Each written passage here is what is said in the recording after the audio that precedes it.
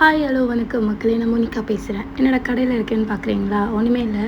நான் உளுந்தங்களி அல்வா செய்யலான்னு சொல்லிட்டு, இது என்னோடய மோஸ்ட் ரிக்வெஸ்டட், ரொம்ப நாளாக கேட்டுட்ருக்காங்க. சரி செஞ்சு தரலாம் அப்படின்னு சொல்லிட்டு அதை வாங்கிறதுக்காக நாட்டு மருந்து கடைக்கு போயிட்டு கருப்பு உளுந்து அண்ட் நிறைய இந்த கருப்பட்டி வெல்லம் அதெல்லாம் வாங்கிட்டு அப்படியே நாங்கள் கிளம்பிட்டோம்.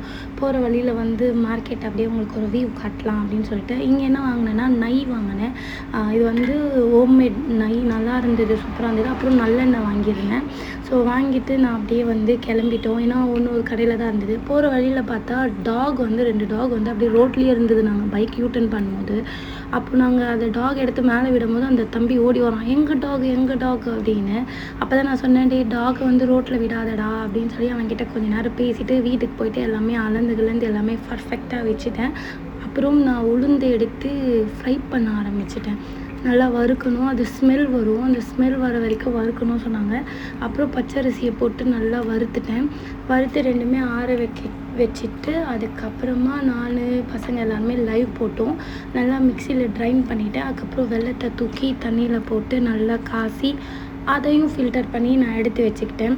மாவு மில்லில் கொடுத்து அரைச்சா பொடி பொடியாக வரும். நான் மிக்சியில் போட்டது எனக்கு ஒரு மாதிரி ரஃப்பாக வந்துச்சு. நீங்கள் அந்த தப்பு பண்ணாதீங்க. நான் அப்புறம் வடிகட்டை வச்சு நல்லா வடிகட்டினா கையெல்லாம் செம்ம பெயின் எனக்கு.